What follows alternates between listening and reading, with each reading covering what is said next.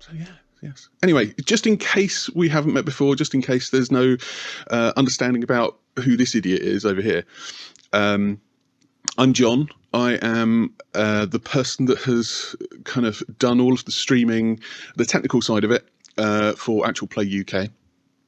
I also am part of the Trolls of the Two-Ton Bridges podcast. As a little bit of an understanding about where I come from, I am English. No, I'm not going to go that way. I'm actually director of video and animation at a marketing company, and I have perhaps around about 25 years worth of audio engineering experience, as I've been a musician and record producer and things like that. So I've had a lot of, I've come at this from a lot of different perspectives. So I do know a fair amount, and it's kind of a broad amount of information, but I'm by no means a complete and utter expert, because there's always going to be somebody out there who knows something about this program or knows something about that. I just happen to have done an awful lot of research and found myself in a position where I know about audio and video and things like that. So if there is something that I talk about and it doesn't quite seem right, let me know. If you're unsure about anything, let me know. There's no egos at all. Absolutely. This whole entire thing is to ensure that everybody who is within the tabletop actual play industry, if you want to call it that, community, let's go with that,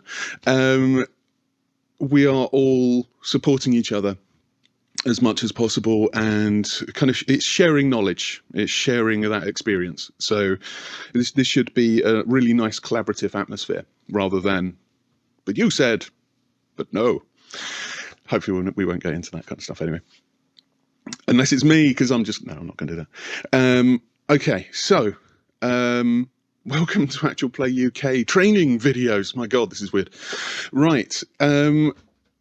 So we've got a few people, obviously, who are joining us within this call, so live for me at least. We're not actually going to be doing any streaming today, but I'll show you how to kind of set things up. But this is going on YouTube, so obviously, if you want anything bleeped out, let me know. It's okay. We all occasionally say the wrong things. Anyway. So let's start at the very, very, very beginning of all of this. OBS. Now, we're specifically looking at OBS in terms of actual play, so streaming specifically. You can record with it. You can also use it as another device to send out to other, like a projector or something like that. But OBS in itself is it's called Open Broadcaster Software. Why are we going to use OBS? A couple of reasons. One, it's very good for what it does, and two, it's free. Hooray. There are other options out there. Streamlabs, I think, is one of them. Where you have to pay for it, and it will kind of do a lot of the stuff that OBS does anyway, and it can potentially cut out some of the technical side of what we're going to go into. It's not super technical, but you know, some people are a little bit trepidatious about these kinds of things. So, but that's the point of today, is to try and make this as easy as possible for people. So, what is OBS? It's a bit like, think of it like your own TV studio. So the screen that you are seeing at the moment, this is OBS. It's set up so that you are able to do various things within the video and audio world. Obviously, in the case of this particular setup, we also have a connection to Twitch. So as you can see up here, we've got Twitch chats and we've got stream information and things like that. So what does that actually mean? So you can actually stream from here to Twitch or to YouTube or to I think Facebook even. I think they're still doing things.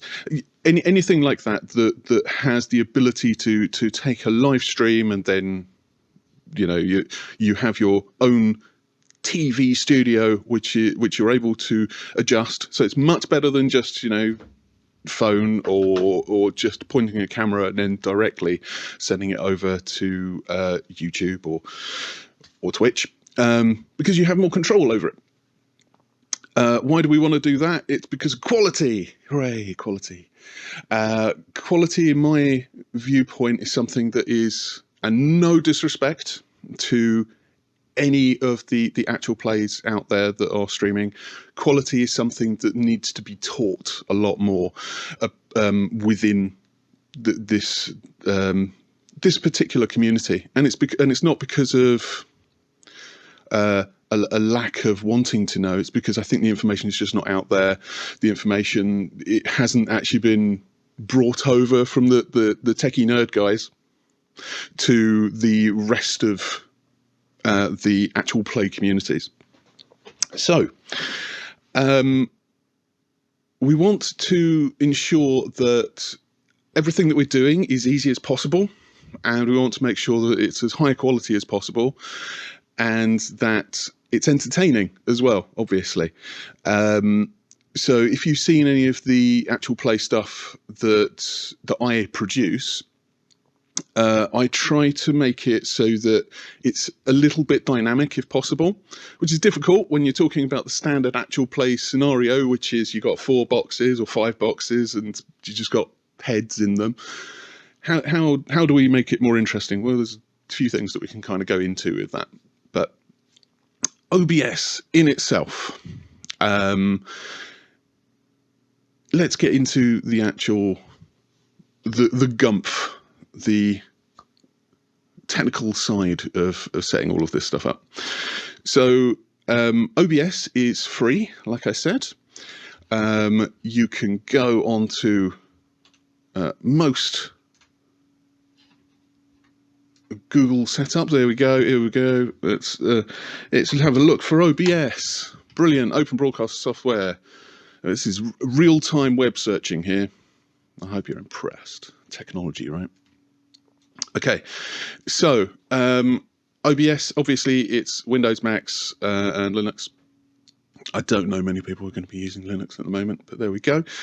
It is there for you. It is essentially an open source, so people in all over the world are going to be able to add to this. They can create things like plugins, which can do little things that might make your life easier. We'll go into that a bit later. Like settings, setups, all manner of like elements. And what you can do with that is you can kind of all put it together and it just makes everything a lot smoother. And there's a really nice community built up around OBS. So if we download it, I won't download it myself because I've already got it installed. But they do update this pretty regularly, so it's worth keeping on top of it all.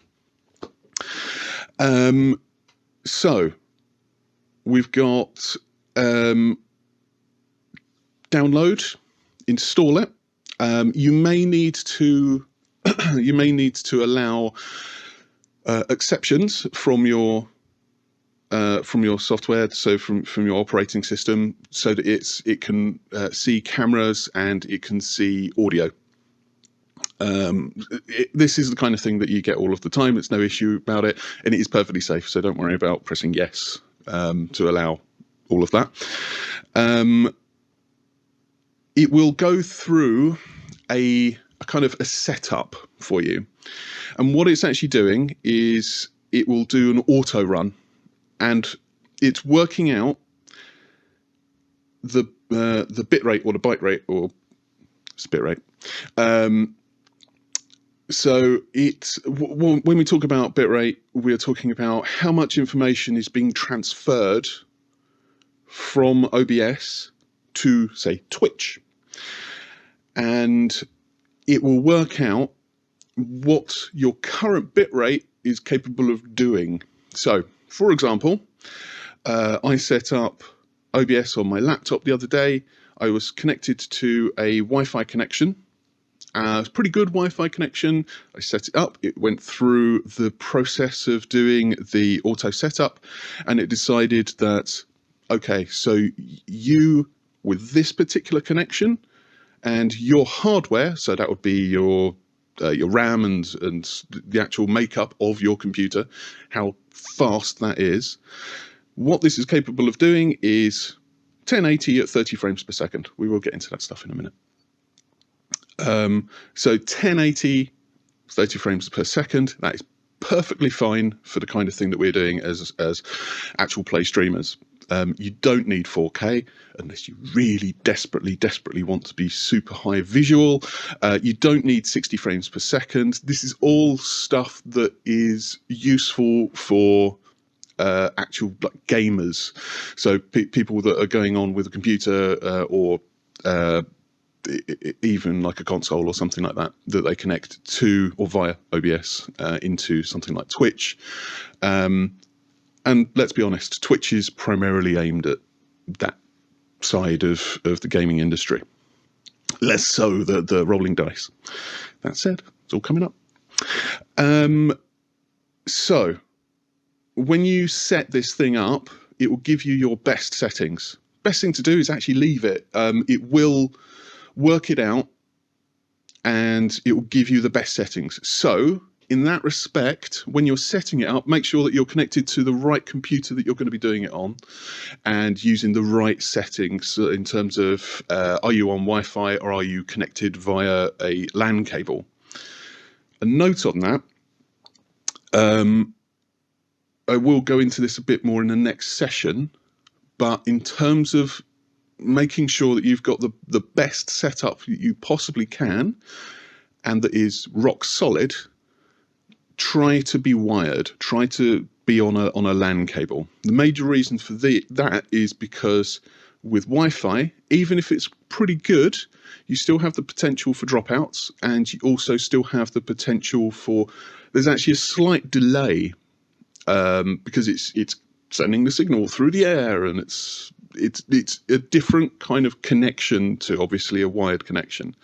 So not only do you have more security, you also have a faster update of hearing other people, and this kind of thing, like actual play, you're really reliant on you hearing what other people are doing, so that you can be very quick and you can react in a decent way. I don't know if you guys have ever been in a position where you have been in a game online, just a friendly game even, and it's been a terrible internet connection and it just kind of ruins it all. So we don't want that. We want to make sure that it's as really easy, seamless, as little delay as possible. So wire it up. Okay, so let's go into the actual OBS itself. I'm going to have a drink of coffee. Excuse me. That's all this talking. Right. Okay, so when we're looking at OBS, when it finally gives us our setup, our bitrate, and all of the rest of it, it will come up with this kind of a screen. It will look very slightly different to what I'm showing you right now. Major reason being is because this is the setup that I tend to use for all of the actual play streaming, and it will pretty much be a collection of different windows. So if you see here, we've got Twitch chat. Now I can undock that if I wanted to. Okay, there we go, back in there. And all of these you can undock, you can move around, you can do whatever you like with them. You can change the sizing, you can muck about with it, you know, just make it your kind of thing that you are happy using. So what we'll do, we'll go through each one of these windows and I'll just explain what they are. The things that are slightly more complicated, I'll touch on it and then we'll come back and then I'll properly explain what that is. Okay, so first thing, this is the essential screen. This is the screen that you can see, and the person that is watching your stream or looking at your recording will see. It won't see the entirety of this window here. It will see this area. See here, where I've made it all red. That is your broadcast. That is the thing that everybody will look at when they turn on your Twitch. So that's what's live. We can change this screen to other things, and I'll go into that in a minute. So let's have a look at this. So stream information. Now sometimes, top left hand corner, sometimes stream information, I think when you install OBS straight away, that stream information is going to be there. And now this is actually directly connected to Twitch.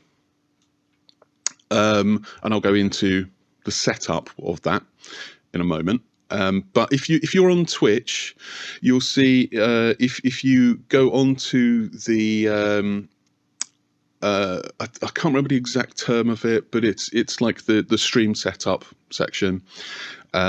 You will type in the title and the rest of the information that you need for that game that's coming up, and when you go live, that sends that title and the go live information out to your followers, and also it will come up on Twitch itself, and it says, oh yeah, this is like they've gone live with more Dungeons and Dragons, pick a different game, that kind of thing.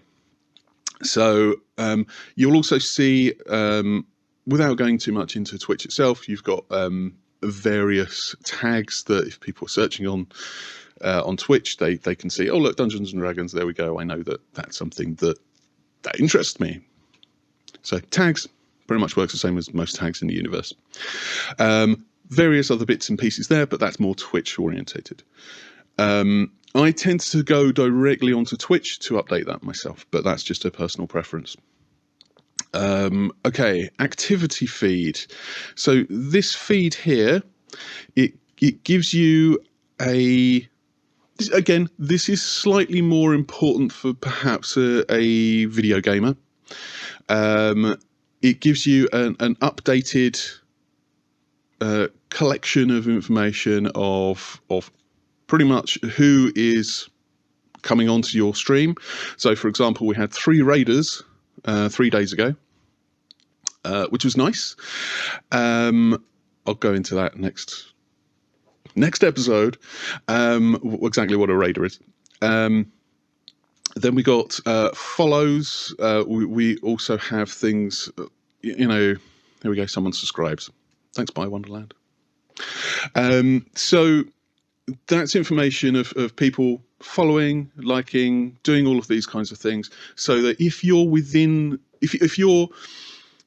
a game and you have all of this information in front of you, you're not always having to have multiple windows open. So you've got Twitch over there, and then you've got OBS open as well. Luckily, quite nicely, OBS does all of this as well. So for exactly the same reason, you've got Twitch chat over there. When that is updated, it will come up here, and it's pretty much instantaneous. It's kind of a one-to-one example of what's going on. Okay. Moving along, so we've got scenes and sources. This is where the power is of OBS, really, and I'll go into that properly in a moment. But it's the building blocks of OBS, if you will. So it's where you decide what you're seeing and what you're hearing on this screen here. As you can see here, I've got John camera. And that is what you can see, and here, possibly. So what's next? Okay, so we'll go to I'll go into the audio mixer in a moment. So we've got scene transitions. Scene transitions are where I've put a couple of additional scene transitions in here, but usually you'd come up with a cut and a fade. Cuts and fades are, if you think of it in terms of how a TV program might work. It's going from one scene to the next scene. So, man walking down the street, cut to him in a bar. That, when you have a hard cut, it's just changing that image for another image or another scene. Fade is literally, it's a crossfade, so you have, it kind of goes, you have your one scene and it goes, the opacity of that scene goes down and the other scene comes up and the opacity of that goes up. So it transitions slowly, and you can decide how long that is. So I've got, oh look, there we go, 1,000 milliseconds for that. Muck around with it, do whatever you like. Obviously, a cut, you don't have any ability to change the duration because it's just a hard cut. It's just bam, bam. I like to use, I'll move on there for the moment. I like to use fades at the moment. I have experimented with move, but I'll go into that again on the next session probably. So fades, they're just quite easy, quite simple. I'll give you a quick example of that. There we go, there's a fade. Hey, it's people, hey! So, what we'll do, get rid of that. We'll do that. Yeah, that's fine. Right. Excuse me. Right. Okay. So, controls. Let's go into the controls a little bit. Some of them are quite self-explanatory. So, start streaming. Streaming, that will just go straight to Twitch. When you press start streaming, you get, there's some information down here that comes up.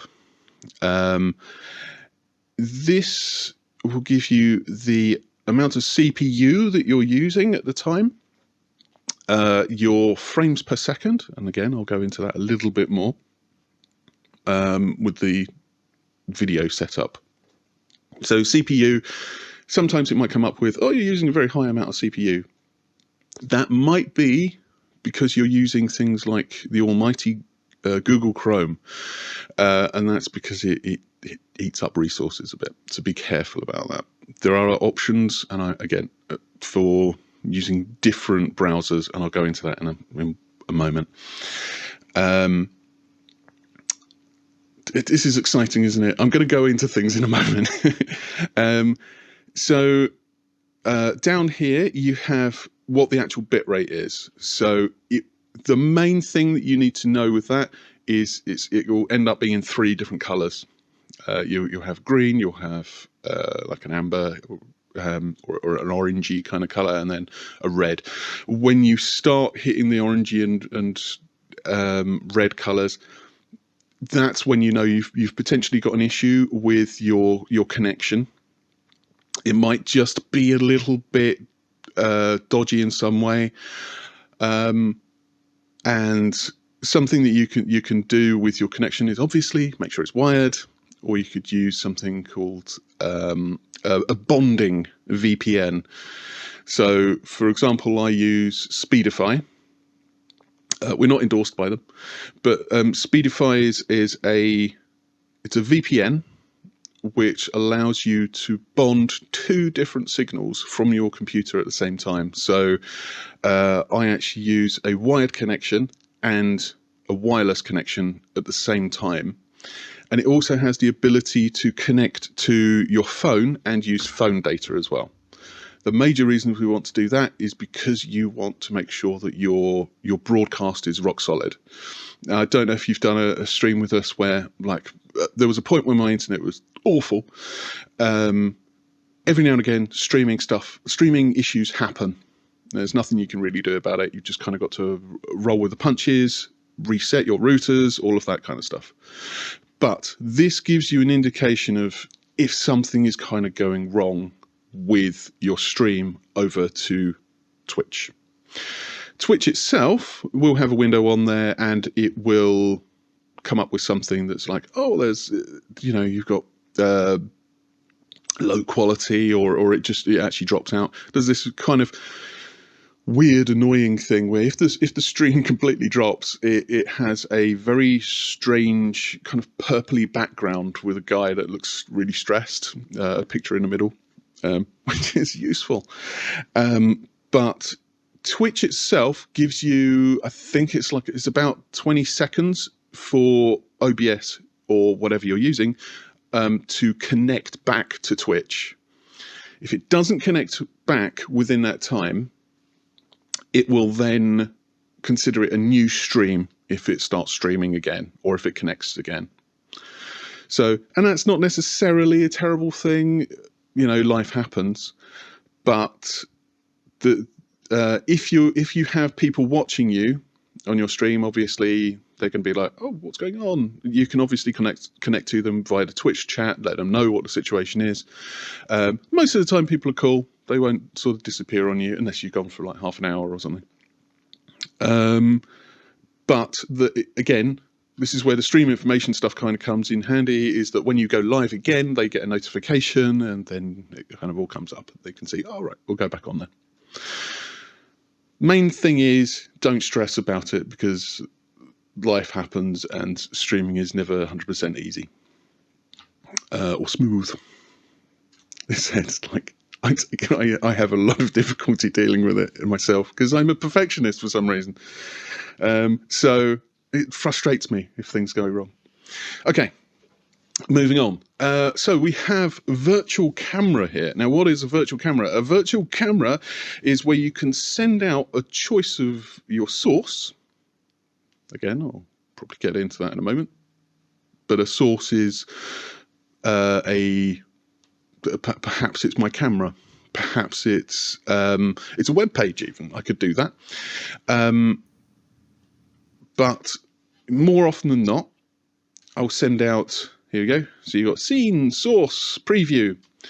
What I'm actually sending out is a program. Now the program is this window here.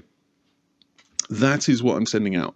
And again, if you've ever done an actual play stream with us, what I try to do is I will send out a video of myself. So I'm connected just on an entirely different link, showing myself and my audio. But then we also have a virtual camera, which is the actual the video that you can see that's going to be going out to Twitch or to YouTube or whatever once being recorded. Now, you can set up audio so that it also goes out, but that's a slightly different thing, and it doesn't work when you're sending out a virtual camera. So to do that, essentially what you're doing is you're saying, right, start my virtual camera, and then you have to select the OBS virtual camera within your settings for what's sending out. So, for example, if we're using Video Ninja, you're able to use a particular camera at the start. So you put it in your settings. Oh yes, I'm using my super expensive Canon, or I'm using the OBS virtual camera, and it essentially it works as a virtual webcam. So when you send it out, everybody's able to watch that and see what's going on. So you can see what's happening with scene transitions and so on and so forth. Right, okay. Then we've got start recording. Now, recording, I'll show you how to set that little bit up in a moment within the settings. But recording and streaming are two slightly different things. It's best to kind of separate them a little bit in your mind. Streaming will use a slightly different set of information, as it were, to send out to Twitch compared to you recording. So recording will invariably be higher quality. You've got less likelihood of things kind of not obviously being streamed out to Twitch, because you're not doing that. So you have a little bit more of a solid base to go with. So if, for example, you have issues with your connection and you're hosting a game, it's actually better, rather than just struggling against, I've got all of this information from all of my players coming in, rather than just that, you can actually do it where sorry, all of the information from the players coming in, and then you streaming that information to Twitch, because that takes up a lot of bandwidth within your internet connection. Rather than doing that, all you're actually doing is you're bringing the information in and recording it, and then you can stream that at a later date.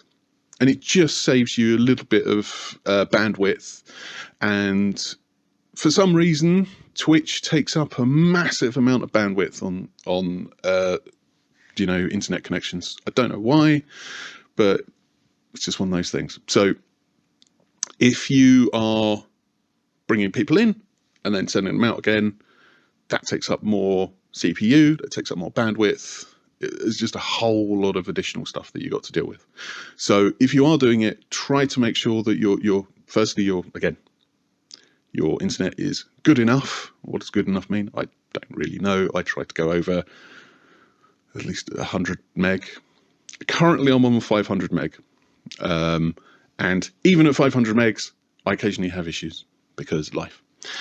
But it is very useful to know that you can do this kind of thing. It's not a barrier to you starting to do streaming and stuff like that on your own. It just means it's going to be slightly different. You're going to be bringing people in and recording it and then getting it out. So, by the way, in case anybody wants to interrupt me, do feel free. I'm happy to take questions as we go. That's all good. Right, okay, so you can either record or you can stream. So those are your two options there. So then we've got studio mode. This is where we really feel like we are in a TV studio. Look at this. Oh, thing of beauty. Now, what this actually is it's a way of, other than having two wonderful pictures of myself, it's a way of adjusting something that is going on that's not being broadcast while something is being broadcast. So ignore this thing in the middle for a second. This is our program up here. This is what is being broadcast. So what I could do, I could put my, there we go, let me change that. So, playing. Oh, see, this is one of the issues with, there we go. There we go. So there we go. So you can see there, that's actually, it's a completely different preview of a scene. Now, I'll show you what this is in a mo, but this scene here is not being broadcast at all. So I can click onto my battle map cast, and then we got some sources over here. Again, I'll go into this in a little bit more detail, and that represents what's going on here. So if I wanted to, I could move this down here, and it's not actually broadcasting yet. So then, I'm done with that, and I'm still broadcasting the same information, as it were, but I can make adjustments. If I go onto there, I could do this. So if I notice that, okay, this happens to me a fair amount because there's a lot of stuff going on. What I may need to do is I may realize that I haven't put the correct outro for this week's game actually within the proper outro scene. So I might need to go onto the outro scene and select the right JPEG or video or whatever it is that I've decided to put on there. But everyone's still playing, and it doesn't make sense for me to be like, hang on guys, there we go, right, oh no, it's all gone wrong. So we don't want to do that. We want to make sure that everything's moving smoothly. So we go into studio mode, and then we can choose some other bits and pieces that's going on. Okay, now, within studio mode, you do have the ability to do other bits and pieces as well if you wanted to. So you could choose, like, you could choose what kind of transition you want to do. Sorry, that is actually moving from transition to transition. So let me move that. There you go. So it transitions, should I say, from my preview over to what is actually being broadcast at that point. Now I can transition back and then it'll flip back. And again, you can choose what you want. You can choose how long you want to do it. You can even do it with a little fader. I don't use this section at all. I just use this to make sure that I've got things correct. That's it. That's all I'm doing. Just making adjustments and ensuring that I have the right information happening at the right time, and making sure that I'm not disturbing the players. Okay, right, now let's move on to the settings. Okay, so much of this stuff, what I'll say, I'll move that slightly so that I'm not completely covered. Or should I do that? I'll do that. Yeah, let's do that. Right. Hope everyone can see that still. And it's not just me being egotistical. Right. So much of this stuff, ignore it. Because the important thing for you is that you get playing. The important thing for you is that you have a system that works. And the nice thing about OBS is that the initial setup that it will do is going to be something that just, it does that initial setup, it works it all out for you, and then it tells you this is what you're capable of doing, and it sets it up for that. So there's a lot of things here that don't worry about too much. There's some important bits, but it's worth knowing so that if you do want to adjust things, you know that if something's sort of gone wrong, or if something's maybe not exactly how you want it to be, you can adjust it. It's a very, very, you can manipulate this program quite well. It's pretty good in that respect. Okay, so in general, a lot of this stuff, you don't really need to have a look at it. You could change what your look is. That's fine though. I'm happy with that myself. Yummy. So you can adjust various things. Again, updates, always best to go for the most stable update because things change. If anyone uses Windows, they know that for certain. It's the same with Mac. Obviously, I use both. They're very, very, very similar in a lot of ways. You always best use the most stable update. Okay. We'll go on to stream. Now, on here, we have services that it will give you. And we've got Twitch, YouTube, Facebook Live, Restream, Twitter, Whip. I don't know what Whip is. We've also got servers. Now, to quickly go over this, you need, when you go into OBS, you will have to connect it, if you want to stream, to Twitch or AN other streaming service, especially Whip. All of these will have the ability for you to connect to them by logging in, but some of them might ask for something called a stream key. Now, stream keys are essentially, it's like a very specific address for where your information that you have right now within OBS, where that's being sent to. So if you are wanting to send some information to Twitch, the original thing that I was having to do, because I've adjusted this very slightly, was get the stream key from Twitch, and it's very easy to find that. If you go into your Twitch account, and I think it's in your account settings, there should be something that says stream key. You may not need to do this, of course. Certainly the last time that I logged in on all of these things, I just went to Twitch, I connected my account, and it does it automatically. So they're trying to make it easier for everybody. But it's worth noting that there is such a thing as a stream key, and you might need to use it depending on what service you end up connecting to. But all that is a case of copying that stream key, putting it into your details here, and then where it's asking for it, and then it will connect. So no issues. Now servers, I'm just keeping this on auto recommended. Now servers just means the server that you are sending it to, so that Twitch can connect to it.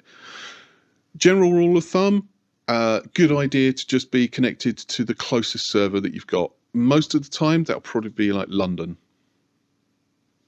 unless you're in a different country, and that's possible, but we are Agile Play UK, so I expect it'll probably be London. Obviously that can affect things like delays, stability, various things like that. So again, worth keeping that in mind. But I keep it on auto because it tends to understand. Yes, you're in the UK. I hear your accent.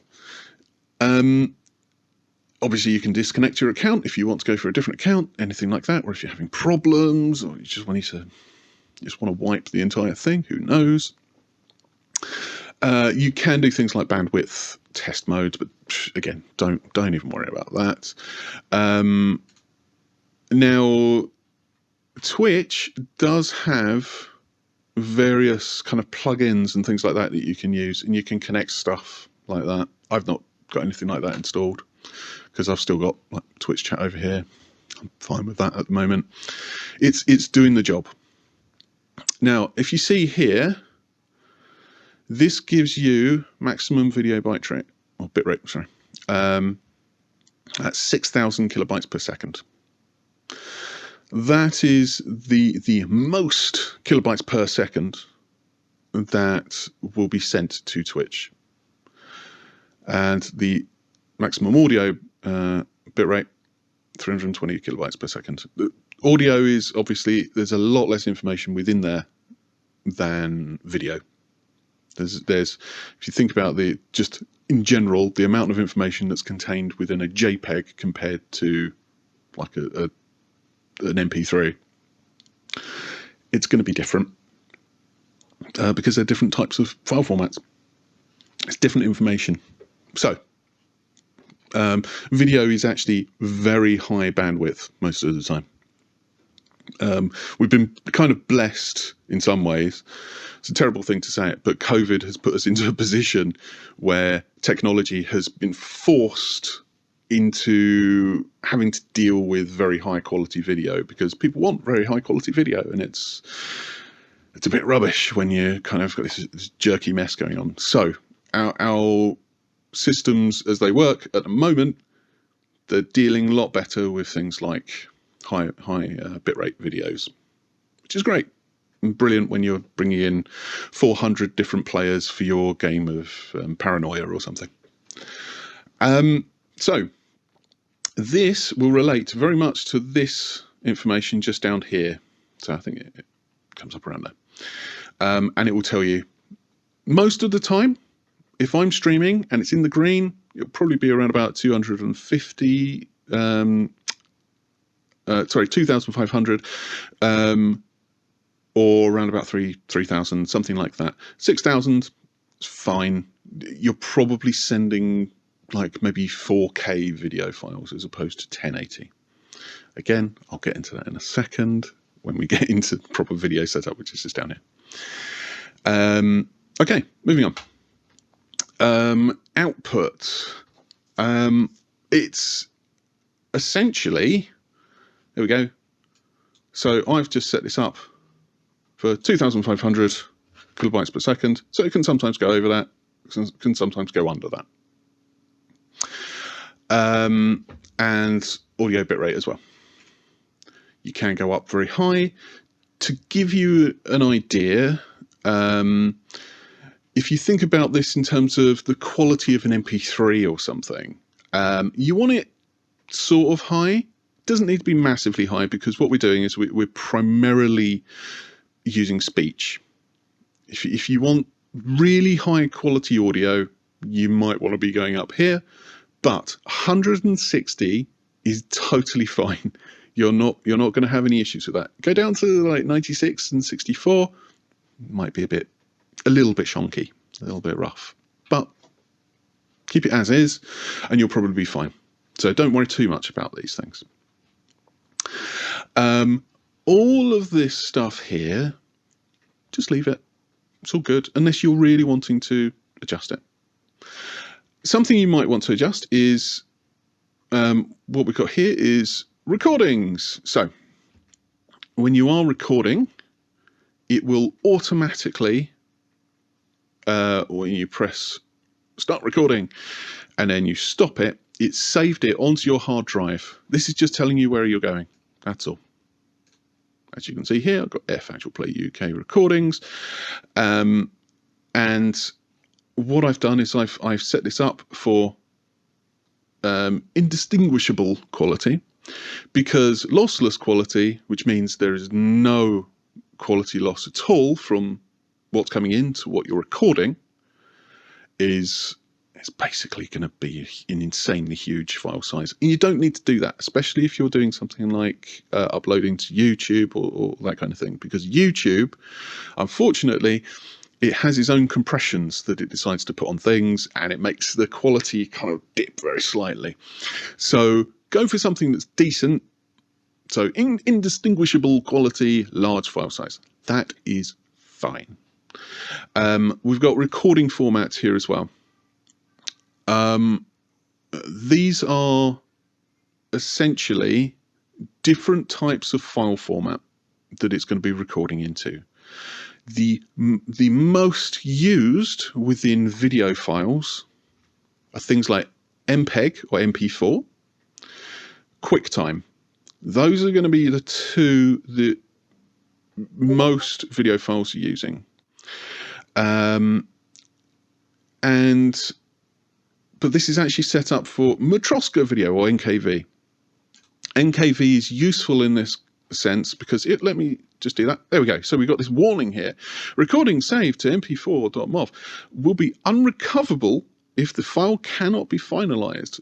So if we have a problem with like the computer in some way, if we have blue screen of death, if we have a power loss, anything like that, then we've lost that recording. So Matroska, on the other hand, what it does is it records as you are going. So if we have a blue screen of death, it will have recorded right up until the point that you have had that problem. So I don't like MKV as a file format myself because it's a little bit clunky, but it's got its uses. It's got its uses in that if you are recording and you have a problem, it's going to still be there. Remember, we're trying to make this as easy as possible and as safe as possible, and let's make our lives as good as possible, right? So let's go with that. Again, video encoder, don't worry about that. It should just be set up for H.264. That'll be fine. And AAC, again, don't worry about it. That's all good. One thing with MKV is you can have multiple audio tracks. Again, don't worry about that. But there's that if you want to know about that. So that's if you were doing like 5.1 audio recording or something. Anyway, let's move on to actual audio. So 44.1 or 48, what do you reckon, guys? Well, I'm going for 48. What does that even mean?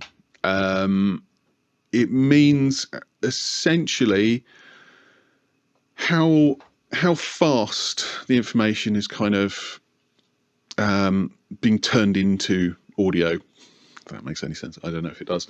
Okay, so 44.1 is something that was used on CDs. Now CDs sound fine, really.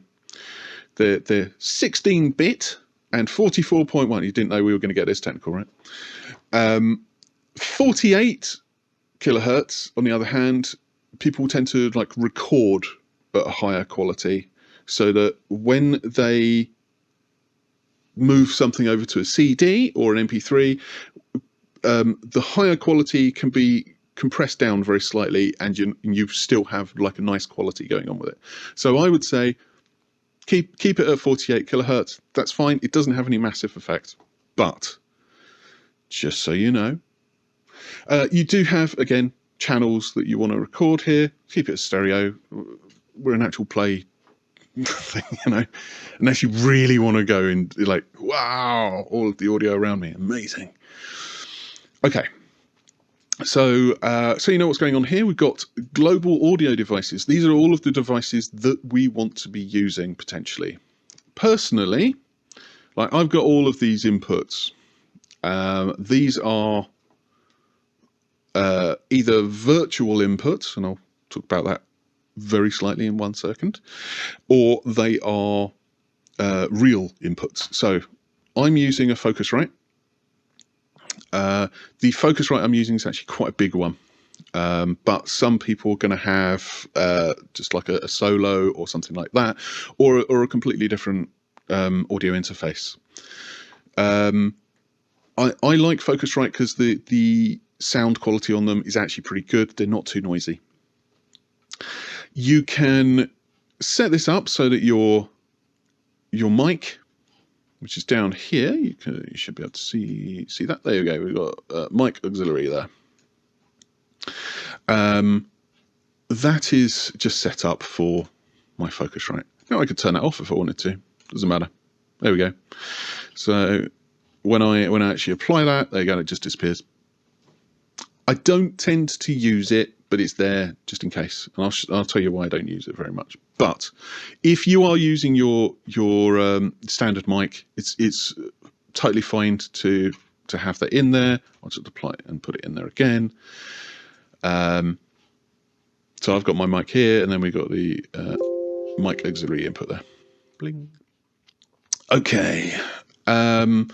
If you want to have other audio inputs in there, you can do. That's all cool. The reason that you might want to do that is if you're perhaps mixing in audio from a different source. So perhaps you want to have something that you can mix on here. So maybe a piece of music or something. If you have your piece of music set up to a virtual cable, then it will chuck that in there. It sounds like we've got a piece of music going on there already. Amazing. Or it's just noise. Who knows? So, with virtual cables, they're quite useful. I'll disable that for a moment. Virtual cables are incredibly useful in that they allow you to pretty much route other information other than your solid state real audio interface. So, for example, if I'm wanting to route some internal music into OBS, actually one of the easiest things to do is use a virtual cable. So to give you an idea of what those are, there's VB virtual cable or voice meter. So that's VoICEMEETER. If you're on PC, and there's Black Hole on Mac. When you start mucking around with audio inputs and things like that, you quickly find that, oh, actually, I want to record this, or I want to mix this slightly differently to my overall audio or my mic or something like that. And it starts being a little bit difficult, kind of annoying. So having a virtual audio cable will allow you to set up things just that bit easier, and I will go into that a bit more with how I set up all of the audio stuff when we're streaming with Actual Play, probably next week. Okay. Let's go advanced. Okay, this is actually quite important. I have found myself accidentally coming cropper of this more than once. When I go onto this, what's actually happening on the audio mixer, you'll see what I mean. Okay, so monitoring device. Make sure that's set to the audio that you're listening to, because you need to be able to monitor what is happening within the audio of your stream. Make sure it's set to that. Sometimes it might go to something else, especially if you've got a stupid amount of outputs like me, and then you can't hear anything, and you're like, oh, my OBS is broken. Really annoying. Hooray. Hotkeys. What are hotkeys? Or hotkeys? Oh, that reminds me. Sorry. All right, hotkeys. That's not very hot now. So I've got all of these things here. I don't use hotkeys. Hotkeys can be used if you want to you want to go from one scene to another. So if you want to transition from one scene to another scene, you can use hotkeys. You can set that up. If you don't have something like this, so I use something called a loop deck, which is connected to the computer, and it allows me to just press a button and I can move from one scene to another. I'll go into that a tiny bit more when we go on to scenes and stuff. Okay, moving along. Yep, that's all fine. Don't need to know about that. Okay, video resolution. Now, standard HD video. So DVDs and most things that are probably on YouTube are going to be 1920 by 1080. That's the pixel size. You've got aspect ratio as well, which is 16 by 9. 16 by 9 means that it's 16 by 9. Let me move that slightly. So yeah, you got 16 now by 9. And that is the size of this screen here. That's 16 by 9 and it's 1920 by 1080. You can go for 1280 by 720. 1280 by 720 it's technically sort of like half the size. You can have a look at there's some screen size comparisons, and it will kind of show you that 1080 sits around in this kind of size, 720 is slightly smaller, and 4K is like up here. All those actually mean it's the amount of pixels that you're using within this window. So 1920 pixels across and 1080 down or up, depending on which way you're going. I always swing for 1920 by 1080. That's because it's a high enough resolution that it feels like it's not kind of grainy in any way. 720 can feel a little bit like that. And 4K is stupidly high resolution. That's it really. Go with 1920 by 1080. That's my advice. Frames per second. You can go up to 60 or down to 10. So, what are frames per second? If you think of a film, frames per second is the number of these. Like if you remember back in the day when I were a wee lad, films obviously are filmed on reel. They're filmed on things like acetate and stuff like that. That's not strictly true, but there we go. So you actually have a reel of film, and for every second, film in the kind of the cinema sense was filmed in 24 frames a second. That means for every second, there's 24 of these frames that go past the lens. If you have a low frame rate, you will find that it's a bit jerkier, but 24 frames a second is fine. But within the internet protocols that we have nowadays, 30 frames per second is standard. So 24 frames per second is fine if you were doing some video or something like that, or a film, should I say. What it does is it gives you a very slight blur. So if I'm moving my fingers left and right, the lower the frame rate, the more blurry I might look. So very high frame rate will give it that slightly Saving Private Ryan vibe, that almost hyper real look, and we don't really want to do that. That's great if you're doing a video game and you want a very high frame rate so that you can kind of see what's going on really well. But 30 frames per second is absolutely fine for what we're doing, and it looks okay, it looks decent. In that respect, if you have a camera that is using, you're able to change the frame rate on it at all. So for example, I am using a Canon, it's like a DSLR. I'm able to change my frame rate. I've got that also set to 30 frames a second. The reason being is that if you have a frame rate which is your standard frame rate that you are broadcasting in, and your camera doesn't match that quite, so if it's perhaps 24 frames a second or something, you might find it looks just slightly off. You might get a little bit of jerking every now and again or something. And that's because if you think about it, there's my camera frame rate, there's my my broadcast frame rate, and if it's both 30 frames a second, then they're going to lock together like that, and they're in sync.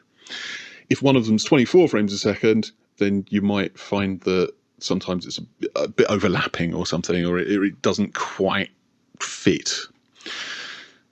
So if you find your videos being a bit weird, could be a reason. Again, hotkeys, you can set up transitions, you can do whatever you like with them, but I don't tend to use these. You can use them for each individual scene, whatever you want to do. Accessibility, it's there if you need it. You can make things look a bit easier for you. I'm dyslexic. I'm okay with things like this, but I do know that some people, visually impaired, whatever the case might be, it's there for you if you need it. Okay, advanced stuff. Now, advanced, for the most part, you don't really need any of it. You can change your file format for what you're recording. You can do stuff like that. You can put a stream delay on there if you want to. Essentially what that does is that enables you to, if you enable a stream delay, say of 20 seconds, if somebody swears and you don't want to have that person swearing, you could, in television senses, you could bleep that out.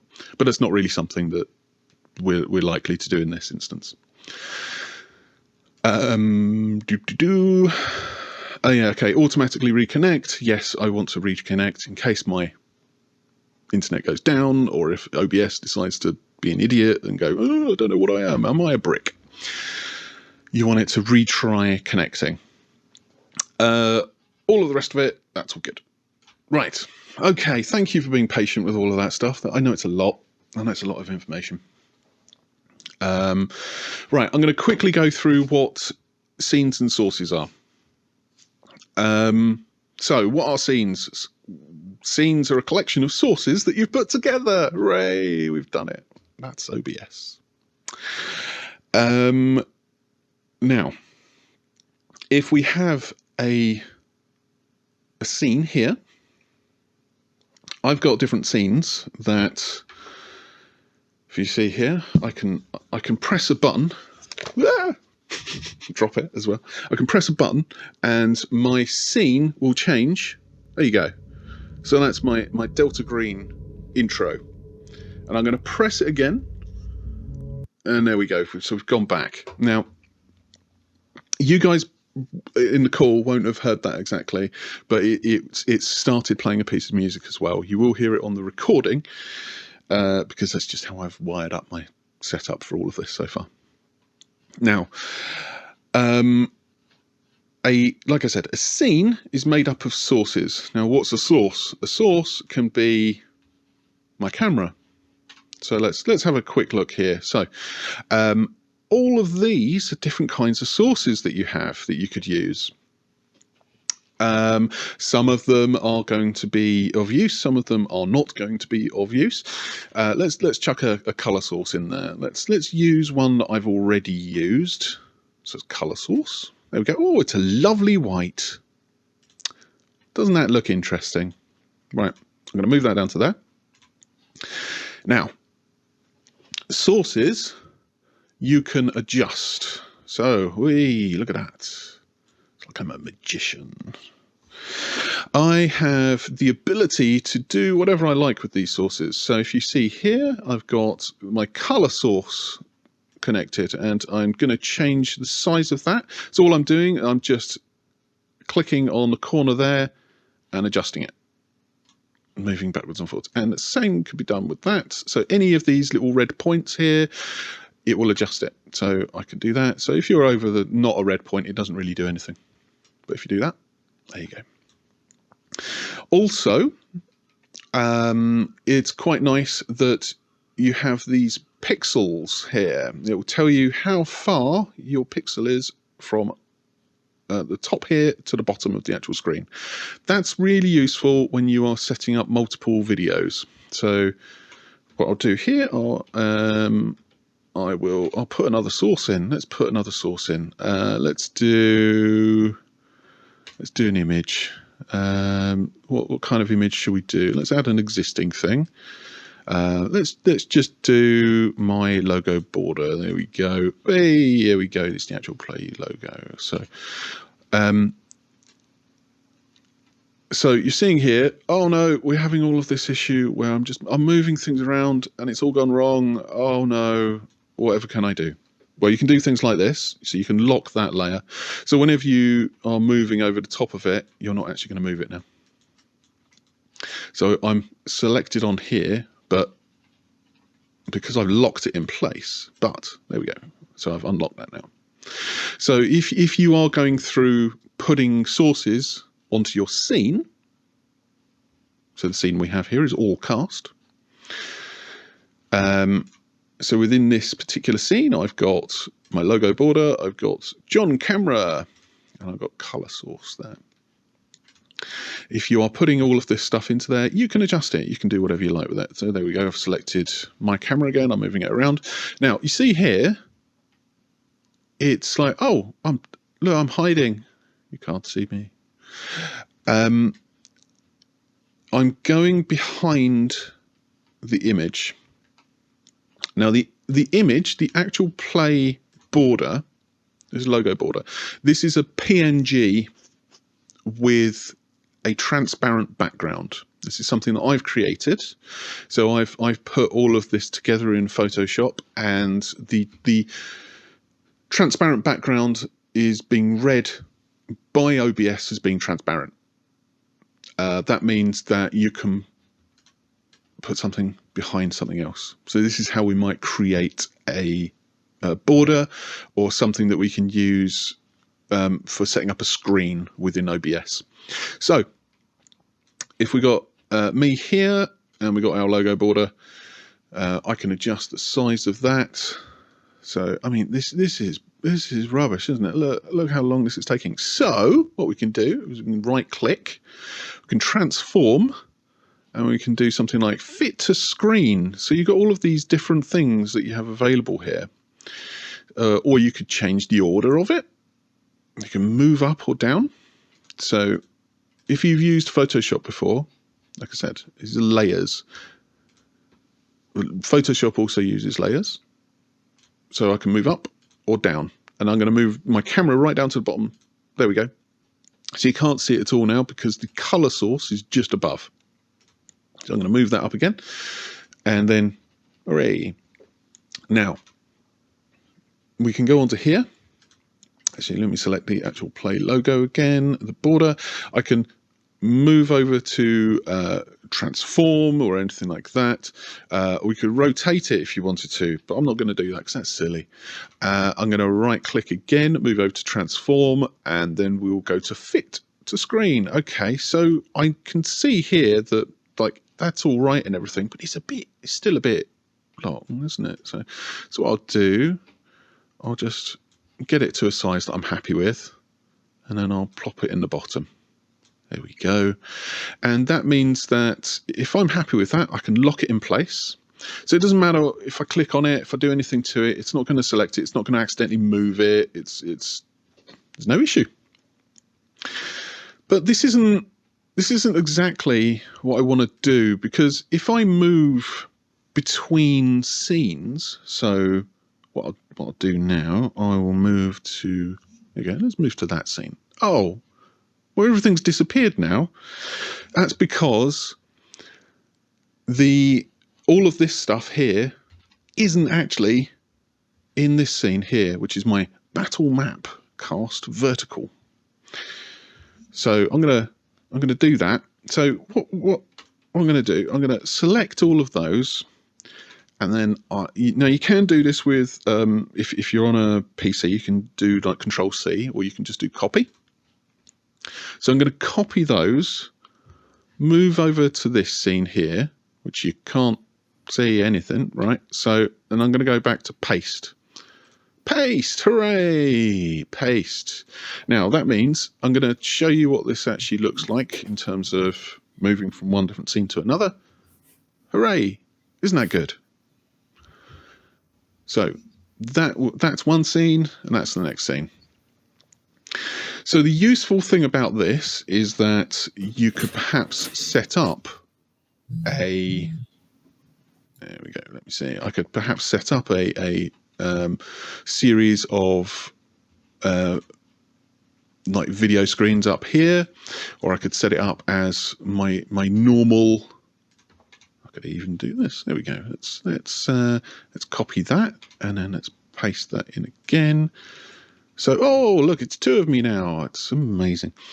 So we've got two windows, and these can be, obviously, this is just my camera at the moment. This is just how this is particularly set up.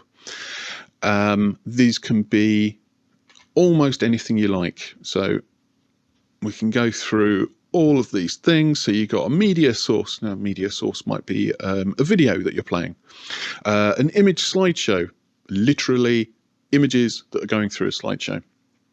A game capture, we're not going to use that because it's specifically for gaming. Display capture, it is saying, right, okay, let's have a look at this. So this is my different monitors that I'm using. So I've got two monitors on here. This goes to show, doesn't it? This is this is my second monitor I use. It's a 4x3 one. It's terrible. See, I do need money. I'm poor. So I can go through and I can say, oh, right, let me put this monitor over here. And now, oh, look, now I've got this monitor here as well. But we don't want that because that's a rubbish monitor. So I'm going to delete that. And then, you know, you can put different scenes within your scenes as well. And that is what I've done here. So I'm moving subtly onto nested scenes. What's a nested scene? Says no one. Well, says John. He says a nested scene is a kind of scene that's within a scene, hence nested. Amazing. I have set up some nested scenes here. So let's have a look at what a nested scene might look like. Okay, let's go to logo overlay. Now, you can't quite see what's going on here. So let me put this color source on. So if I'm setting up something like this, I might put a color source on there just so I can see it, because otherwise it's black and you can't really get an idea of what's going on, especially if you're using a black piece of video or a black image. So color source. So I've got my logo border there. So I've set that up already, but I've also, there we go. So I've put in the logo of the game. So rather than doing this for every single scene that I want to go to, so this, rather than copying a logo border and saying, all right, let me copy this. I'm going to, all right, I'm going to paste it. Oh God, it's so much work. No, let's make this easy. Let's have a nested scene. Let's just get rid of that. Let's add a scene. Let's go down to, oh, there we go. So it's add existing logo overlay. So what I've actually done here, I've put NS, and that's just an indication for me that that's a nested scene. So I can then pop that in there. Now I do have the color overlay still going on there. So let me go back to the nested scene for, where are you? Where are you? Where are you? Logo overlay. Let me get rid of that. There we go. And again, because I'll put in that one, there we go. Because this is a scene within a scene, any changes I make in the nested scene will affect what's going on in my scene that has a that has that nested scene in it, if that makes sense. So I changed the nested scene and it will affect what's going on here. And again, it's a PNG, so I can hide behind it if I want to. I'm wearing a mask. Or anything that I can put in terms of the layers, it will still kind of drop behind things. So that's my nested scene. That means that I can take that if I wanted to, so I can copy it, and then I can go back to my all cast, and then I can paste it. There we go. So I get rid of that version of it, which is the one underneath that was just the image. So I'm actually just going to get rid of that because it's useless. Who needs that there when I've got this beautiful version of it on top? So again, you can change the positioning of it. So this is, in terms of hierarchy, this is the very bottom, this is the very top. So if I take this, again, it's going over the top. Now, OBS is quite useful in that if you've moved your image and you're like, oh, I don't know if that's quite right, because you've got these pixels, you can actually, once you've moved, you can use your arrow keys and you can shift it around very, very slightly. So I want 60 pixels from there, and then, oh, look, well, this is not the same height, so I can't quite get it. Oh, there we go, 60. But I could, if I wanted to, I could move up and down and just get it accurate. This is how I set up a scene within OBS for any of the actual play stuff. What I will do, I will have, let's go over to my John camera, and then we can work out what's actually going on here. The reason this says Jordan name here is because I've been too lazy to change the name from Jordan to John. Shout out to Jordan. So let me turn that on. There we go. So you can see here, I've got my name here, and we can put frames in there, for example. Now, how I actually set up a lot of the actual play stuff is I will have my camera that I've set up beforehand. That's not, no, that's the color source. Okay, this is why we lock things. Unlock all these and then unlock that. So this is my camera. We have the camera. So this is my camera. Obviously, this is how I might set up my stream.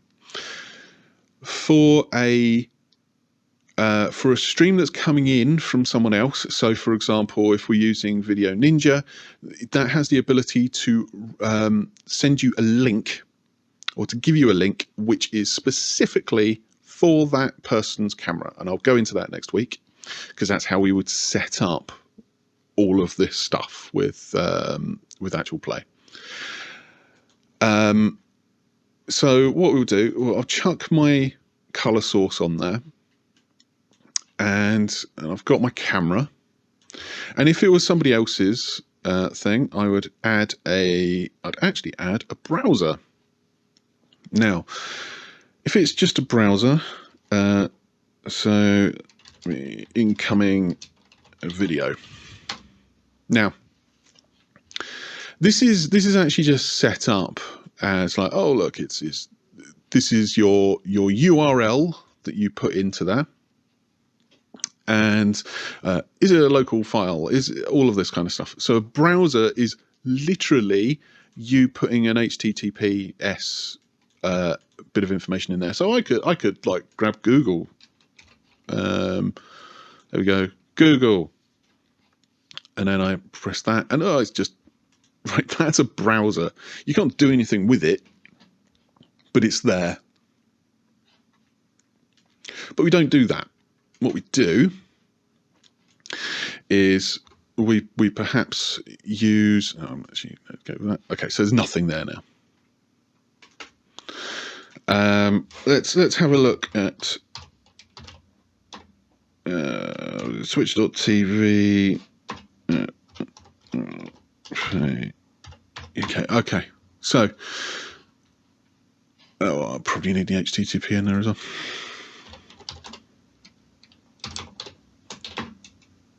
Right, is that going to work? That's kind of working. Okay, there you go. You don't have to break the bank to get an amazing quality multi-styler. So you can't hear that, but it's actually playing back some video. One-step blow-dry multi-styler. 5 heads, you can dry, curl, smooth, volumize, and get unlimited styling. So what I'm going to do, I'm going to control audio. Go check out the offer now via OBS. And if you see here, it's got incoming video. You see there is audio coming in here. So I'm going to do that, or mute it if I want to.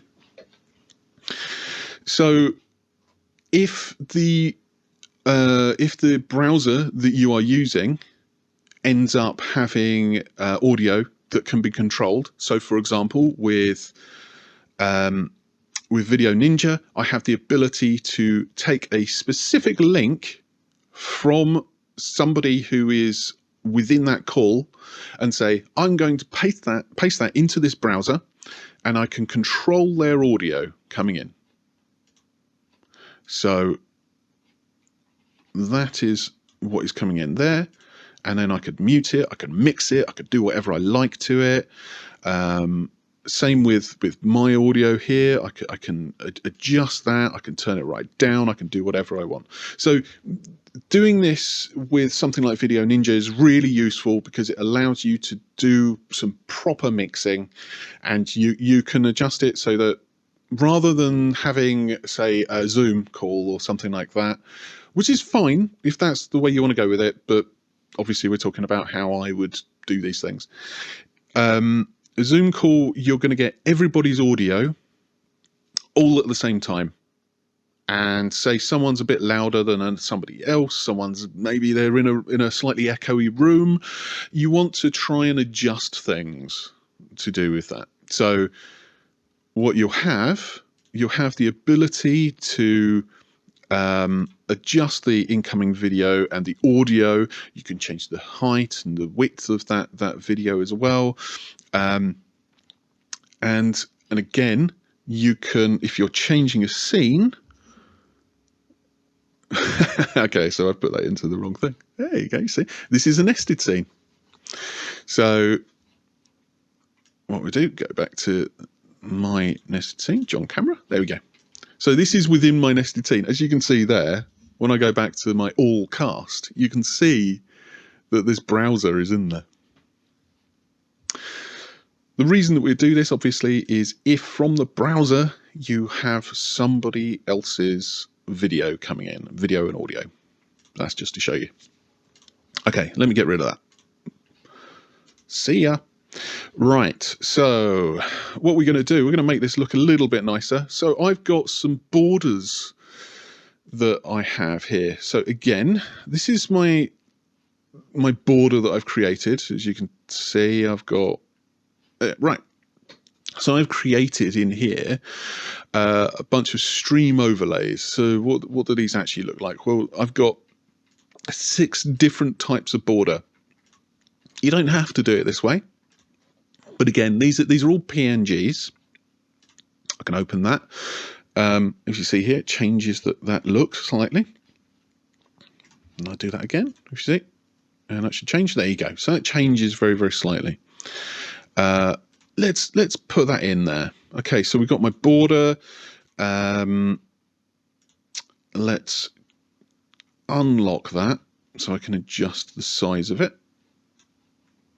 Okay, now, well, that doesn't fit. What am I going to do? One of the nice things, again, about OBS is that you can adjust things kind of nicely. So this is where Shift and Alt come into being.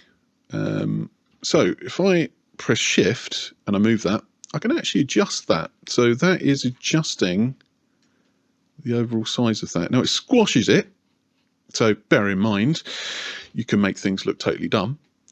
So for example, if I take my camera, I can just move myself normally, or if I press Shift,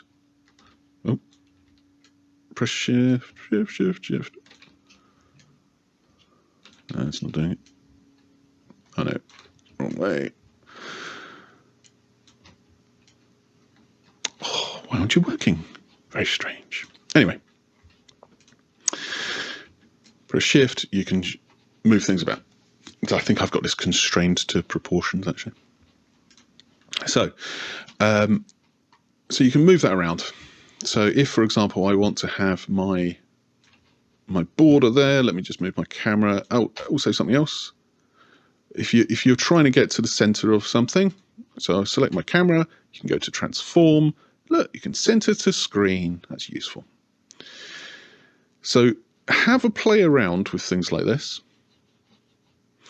Something else I should mention is that with like transformations and stuff like that, that's most of the things that you'll probably be doing on here.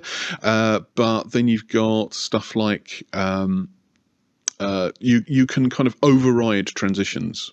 So if you see here, you got show transitions. So for example, you've got all of these transitions here, but if you go onto here, you can override it. So that specific either scene or source can be overridden. So rather than a fade, you could override it to being a cut, and it will always be a cut. Just so you know.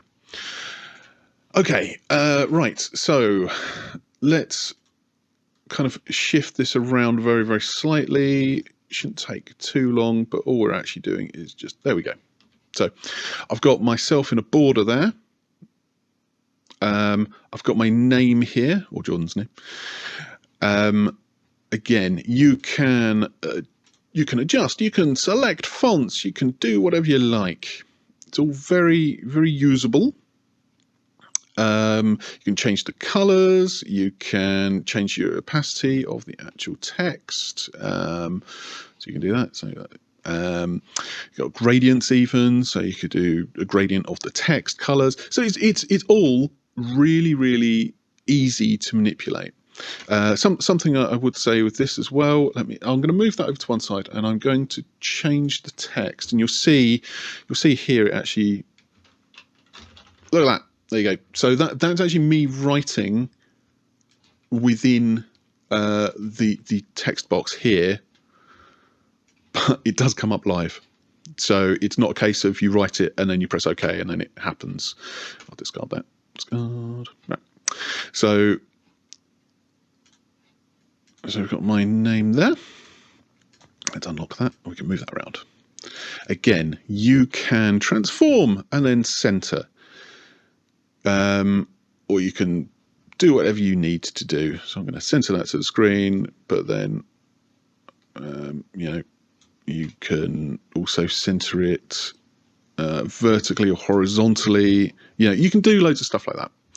I would say use centering and use the pixel heights to create your setup so it's quite visually pleasing, because you don't want boxes that are a bit wonky. You don't, like, in terms of a design, you want it to actually look quite appealing. So even if you import like a grid or something like that into this, that's just an overlay, align your screen to those kind of grids, and it should help massively with the end result. One thing I will say about copying and pasting within OBS, you have two different types of paste. This is why this is Jordan's name too. Now, if I copy this and I can paste, so if you see here, you've got paste reference and then you've got paste duplicate. If I paste it as a reference, rather, I've got two here. So these are exactly the same source, and that is something to bear in mind. What I'll do again, I will copy and I will then paste as a duplicate. Now, you see here, it's actually changed the name slightly. So it's 2, 2. And the reason for that is just because it's putting a number just at the end of it. So it's like, oh yeah, this is number 2, this is number 3. And again, I don't have no stinking time to be changing names on here as well, but that's just poor workmanship, really. So what I'm going to do, I'm going to take this one and I'm going to move, just hang on, let me see, can I make that smaller? Yes, I can make that small. Right. So what we should see here is that, remember, this is a referenced. This is referenced and this is a duplicate. So, I'm going to just type in, oh, look, one of them, there we go, I'm Tarquin now. One of them is the same and one of them isn't. And the reason for that is because this is a reference. So whenever you have this particular name, and this could be right across the board, this could be mic, this could be, it won't work for cameras, interestingly, it doesn't happen with cameras, but it'll be like color sources or any source that you put in there. If you duplicate it as a reference, if you're on a different scene and you change the one thing, it will change it for all of your scenes. If you don't want to do that, the best thing to do is paste it as a duplicate. So when I'm creating multiple cameras, what I'll do, if you see down here on the bottom left, I've got nested scene, John camera. But what I might want to do, I might want to add a scene, and actually, I'll do that. And then I'll type in nested scene, and then someone else. So this is someone else's camera. So I've disappeared there. But what I'm going to do is to make life easier on myself, because that's me. I like making life easier. I'll select all of these, but I won't select. I won't select the camera. So what I'm doing there is I'm Shift, and then I'm Control to deselect. That's on a PC, and I won't select the mic either. These are my building blocks. So I copy, so I'm doing Control-C, then I'm going on to this one, and then if I do paste, if I paste duplicate, what it's going to do is it's going to be an entirely new set of images, but it's using the original copy as a kind of, this is my starting block. If I paste reference, what I'm actually doing is I'm putting exactly the same thing in the same place. Sorry, in a different place. So if I press reference, it's not going to change the names, But what it is going to do, I'll take that off for a moment. So, oh yeah, and if you see here, what it's done is it's reversed them, so you might need to put them in a better order. So I'll pop that there. So we're on John camera here. All of these are the same source. So if once again I change, there we go, Bobby. Who's Bobby? Who knows? So that's changed and that's changed. But what's happened up here? It's changed as well. So really bear that in mind. Otherwise, you're going to be going backwards and forwards and be like, why is this changing? I don't want that to do that. I want it to do this. And exactly the same situation with the frame. So let's change this frame over. I'm going to do that. So that's changed. There we go. So you see that's changed. Has that changed on this one? Yes, it's exactly changed to what I didn't want. So if I want to have a different frame for somebody else, what I might need to do is copy it and then paste it as a duplicate. Let me get rid of that one. I change it here. Do that one. Let's do that. Okay, so that should now be different. There you go. You can see that those two frames are now different. Okay, so that hopefully has explained a bit about scenes and sources. I think that kind of covers that side of it. What I'll do very briefly is go into the audio, and I know we're kind of getting on. I'll go into the audio and then I'll get into filters very slightly. So the audio mixer here, this is currently set up in a way that I don't like because I prefer vertical. If we've got 5 people on a call, what it's going to do is it's going to be like 1, 2, 3, 4, 5. It's going to have a whole bunch of these. If I've got that kind of setup, then I'm going up and down and I don't know what's going on. You don't need to see exactly what decibels you're coming in at. You need to make sure that you're not really going too much into the red. If you go into the red very, very slightly, it's okay. But you can see here, yeah, like I've got this set up at the moment. This is going up into sort of every now and again, it's hitting up here. But let's do this as a vertical. You can still see it. It's fine. You can still see it's minus 7.5 decibels. So when you put a new source that's let's say a mic into your setup, into your sources, so you've got your scene. You might want to put a mic in there as well. If you are putting a browser in there that is from Video Ninja, and you click on there that you are able to adjust the audio, it will come up with another one of these faders, and it will have whoever's name that you've decided to put that as, and that means that if you've got that in a nested scene, and then you go into here, if your source is still in here, then which it should be, because it shouldn't adjust from the nested scene. If you've got your nested scene in there, it will come up on the audio mixer. So if you decide to move your nested scene to another scene, you copy it and paste it to another one. So we do that. There we go. So you can see here my mic is still going. But if I'm not in there, I put all those in there. Let's try that. Okay. So you can see here, my mic isn't. I wouldn't normally have that in. My mic isn't in there, but I have got a piece of music that I've got playing. So that's just a piece of video that I've got running, and then I've got a piece of in music that I run for the outros of everything. But then we come back to there, and you see down here on the audio mixer it's changed. So I do that again. Just add titles. So there you go.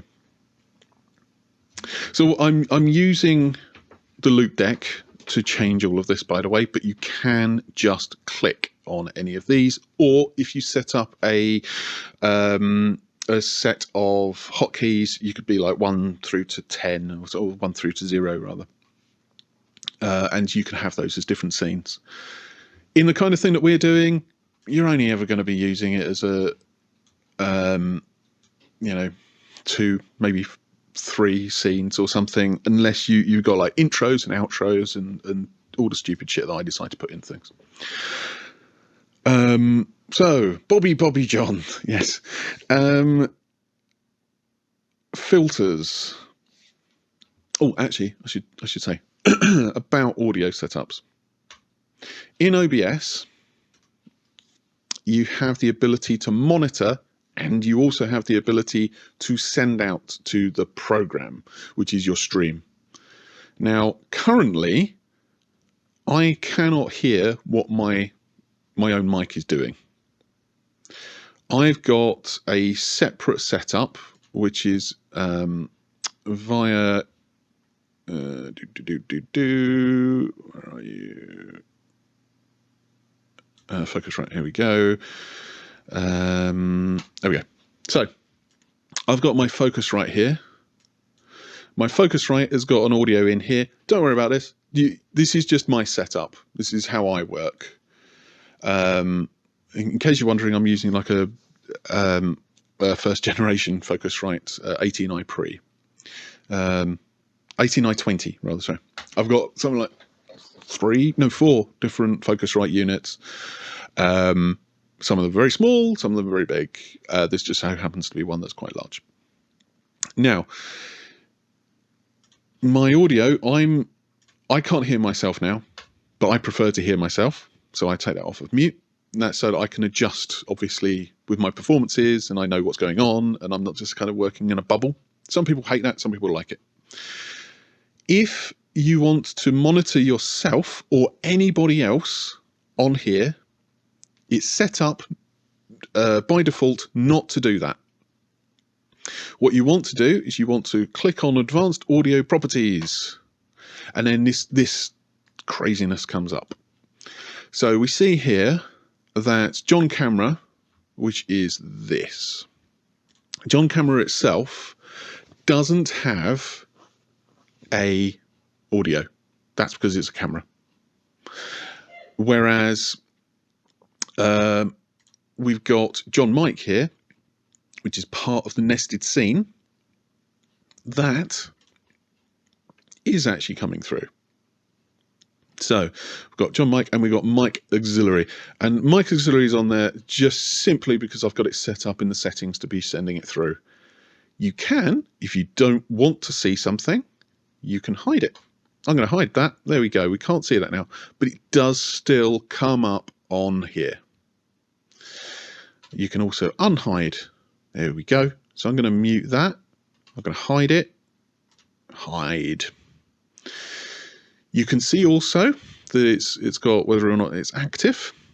You can see the volume. You can decide whether you want it as decibels or percentage. Either way is fine. You can decide whether to have it mono or stereo.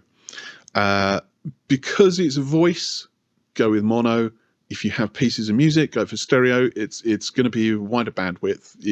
It's not going to interfere too much with your speech and with the speech of the other performers.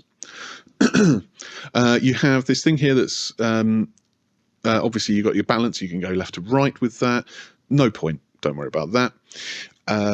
Sync offset. Probably not going to use it. This is simply here so that if there is a delay between the video and the audio, you can adjust it so that the audio is very slightly delayed so it's matching up with the video a lot more. Again, you're not going to really come across that problem. If you do come across that problem, then you might have other issues that you need to deal with. Don't worry about the tracks, because it will only ever be 1 and 2 that you're using, but it's just there because that's what they put there. Right, this is the important thing. We have audio monitoring. So currently it's got monitor off, but this is a bit of a, I had to research this, and I'm an audio engineer and like I know all of this stuff for the most part. But this did my head in for some reason. I don't know why. So a monitor and output are actually, they're totally different things. If you are monitoring and you have the output on, that means that you can hear both things at the same time. So what you have, I'm gonna mute myself there, because there we go. Now, I am just listening to my monitor. So the output is going to the to the actual stream itself. I'm going to turn this off because it's so off-putting. There's a very slight delay for me. Oh, I hate it. So I never have monitor on for myself. Other people, all the time, because you need to be able to hear what they're doing. I much prefer to have the monitor working rather than the call. So the call itself, so on Video Ninja or whatever else, I always have that muted, at least for me. So all of the audio information is coming in and it's being affected here. This way I don't have any doubling going on, and also I'm able to mix what is happening. So in this capacity, so we've got monitor off, we've got monitor only, mute output, and we have monitor and output. So monitor off means it's just going to the output, it's just going to the stream. Monitor only means that I can hear it, but it's not going to the stream. Nothing is going to be heading out to like Twitch, nothing like that. It's going to be muted.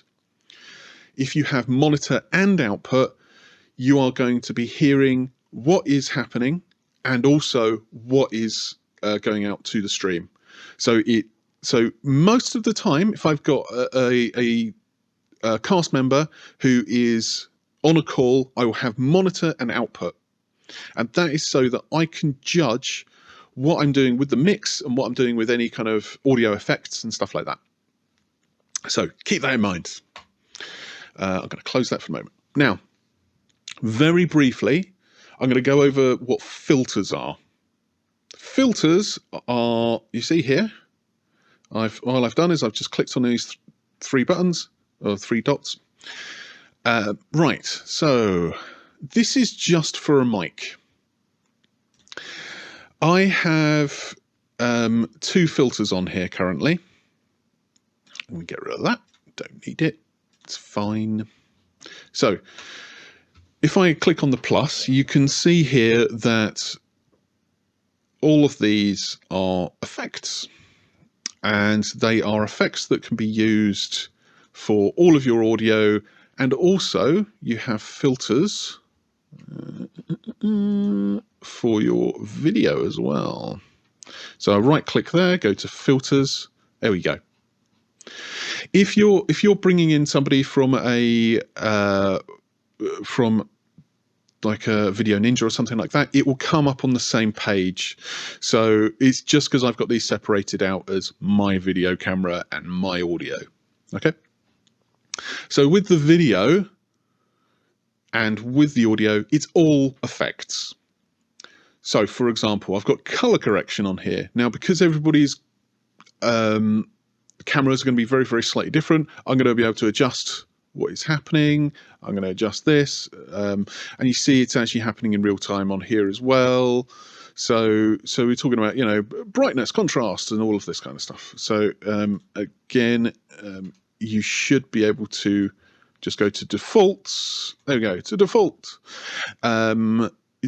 Depending on, you know, how people are looking, you can do that. You can actually shift the hue. I am Hulk. You can shift things around. You can do whatever you like with it. I only ever really have color correction on the video. There are a few different things you can also do.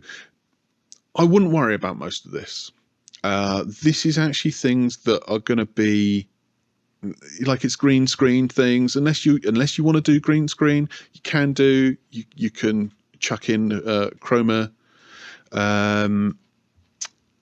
So So for example, you key out a color that is within your video. So, you know, it might be blue. There you go. I've taken out all of the blue, which is useful. Magenta. Oh, look, well, my face is looking like I've got the plague. So if I take out all of the green out of that, then obviously the green screen will be removed, and then you can add a picture underneath that, perhaps. What am I doing? I'm doing remove.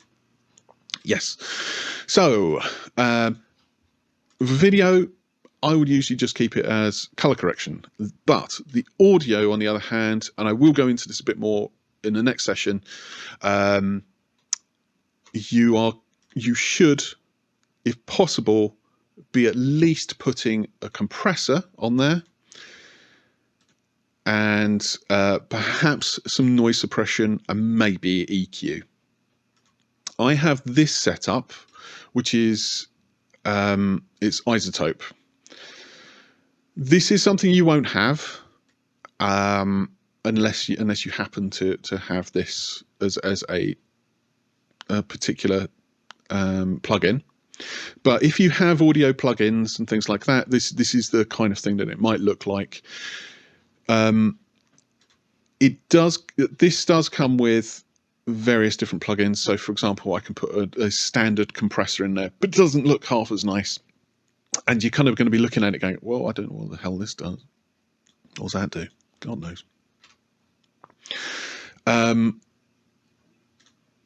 But I'll go into a little bit more about the effects and things like that in the next session.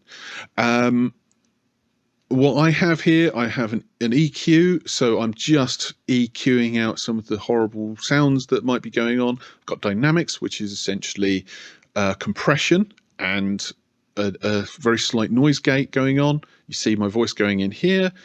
Then I have a de-esser, so that means I'm cutting out the harsh sibilant sounds from the recording, and then I've got a limiter. So if I go particularly loud, it kind of you can see up here, what it's doing is it's stopping it from hitting a particular level. And I've got my levels here set so that it's all pretty high, coming out at quite a high level, and then I can adjust my volume level however I feel fit.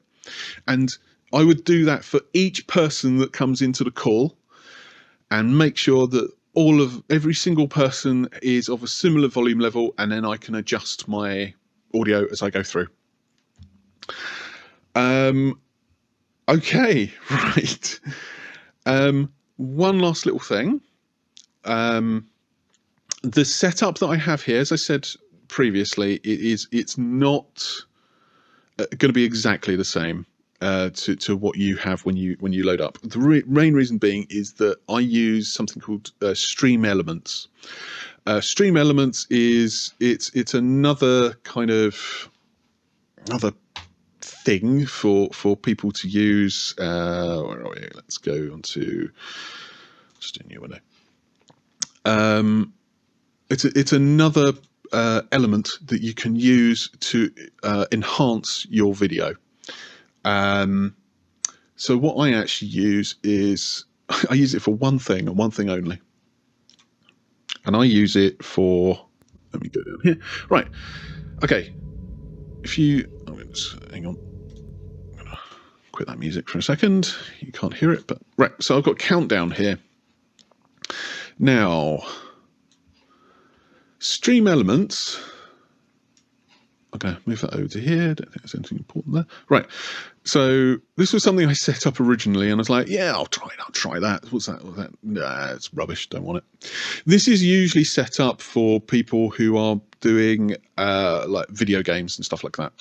And what it means is that you have the option to have an online video or text or something like that might be animated. So if you don't have perhaps maybe the bandwidth or whatever it might be to put an overlay over your setup here, so using PNGs and stuff like that, or you can use their own setups. So actually, yeah, I'm gonna do that.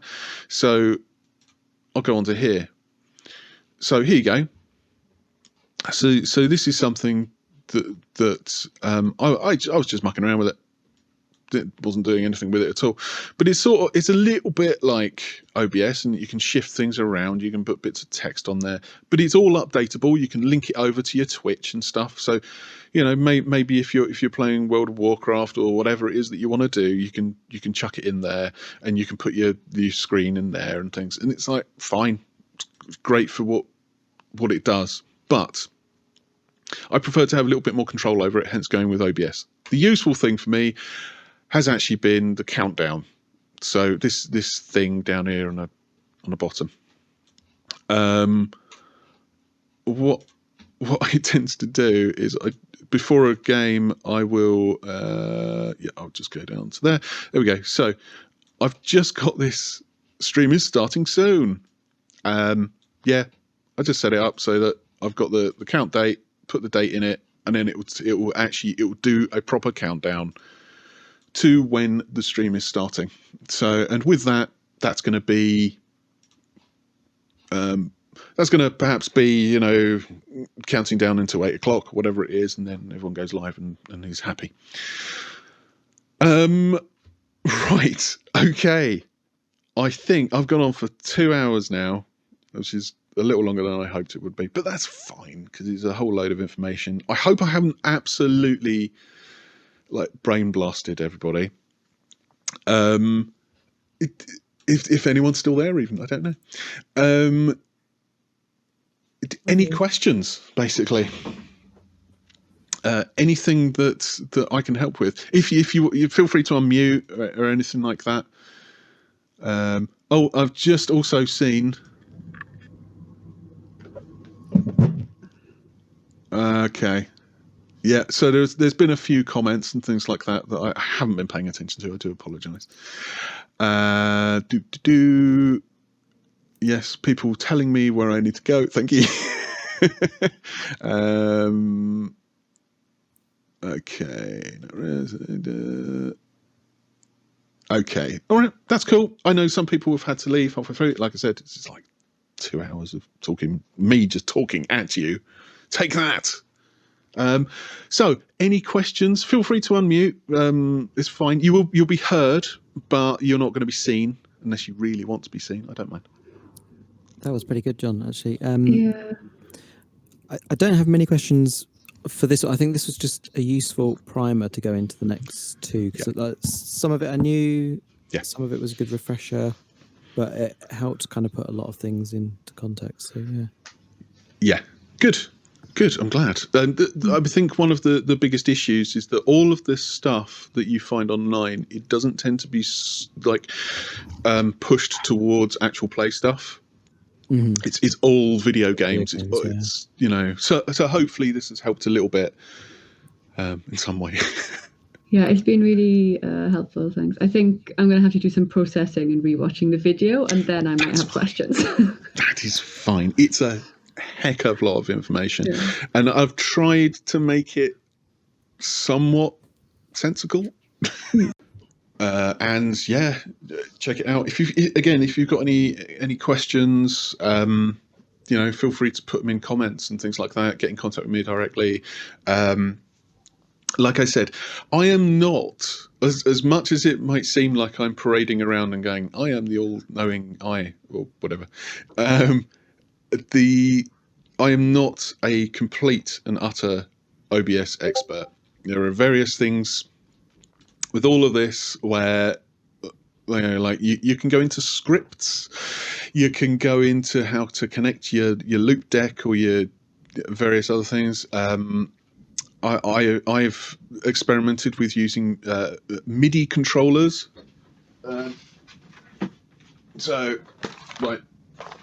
Keyboards and things like that. So if you're wanting to change scenes with that, you can do so with, if you've got a MIDI controller at home, old keyboard, anything like that, to make your life easier, rather than you thinking I need to make sure that I'm clicking on the right thing at the right time. Just have it in front of you, put a little bit of masking tape on a keyboard and have it so that, right, this is my main scene, this is my next scene, this is that scene. Let's make life easy for ourselves, right? There are other things as well, like routing. I'll go into a bit more of this stuff in the next session. But yes, yeah. And unless there's anything else, Not right now. brilliant. Have a go away. Have a cup of tea. try to decompress. Just imagine your life without my voice droning in your ears for at least an hour. And then come back to the video because you realize. Yeah, come back to the video. Listen to me again. Yeah, honestly, thank you for joining in. Like I said, I hope it has been of use. And because this is going on to YouTube and things like that, like and subscribe. Hit that button. Yeah, mash that button. Yeah, so the information's there. Next week, I am going to be doing another session that is going to be going more in depth into how to properly set up a stream for something like Actual Play UK. We've covered a lot of it today. We honestly have covered a lot of it today. So there might be a bit of a crossover, but if nothing else, it'll be nice just to kind of put it into sort of practice, if you know what I mean. It will hopefully start to make sense. Yeah, awesome. Thank you, guys. Thank you very much. Thank you. No problem at all. Honestly, I'm more than happy to do it. More than happy to share information wherever I can. Because, like I said, I think it's important as a community that we share all of that stuff. Cool. Definitely. All right. Thank you. See you later. Bye. Bye.